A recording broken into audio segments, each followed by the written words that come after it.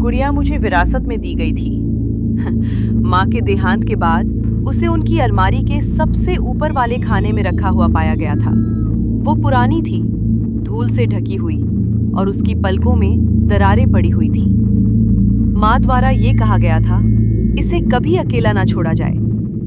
उस बात को केवल एक भावुक चेतावनी समझा गया था और उसे नजरअंदाज कर दिया गया था।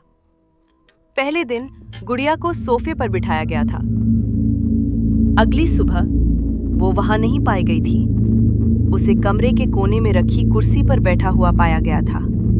उसकी दिशा सीधी रवोक्त हुई थी, मानो किसी को घूरा जा रहा हो। ये मान लिया गया था कि शायद कोई भूल हो गई होगी, लेकिन फिर ये हर दिन दोहराया जाने लगा।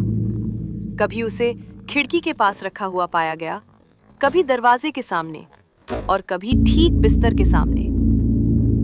उसकी आंखें हर बार खुली हुई पाई गईं और उसके होठों पर वही जमी हुई मुस्कान देखी गई। एक रात हिम्मत जुटाई गई थी। गुड़िया को अलमारी में बंद किया गया था।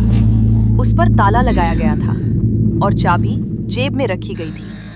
उसके बाद नींद ले ली गई थी। रात के किसी पहर नींद से जगाया गया था।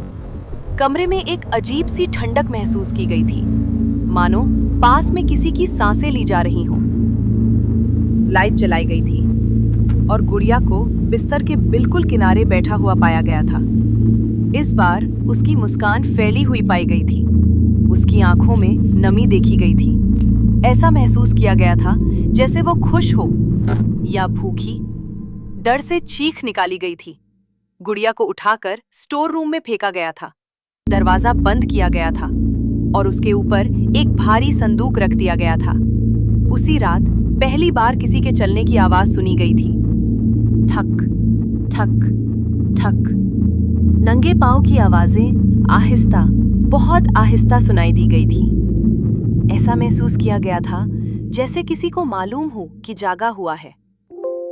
अगली सुबह स्टोर रूम का दरवाजा खुला हुआ पाया गया था। संदूक एक तरफ गिरा हुआ मिला था और गुड़िया को किचन की मेज पर बैठा हुआ देखा गया था। उसके सामने एक चाकू रखा हुआ था। उसी दिन माँ की पुरानी डायरी निकाली गई थी।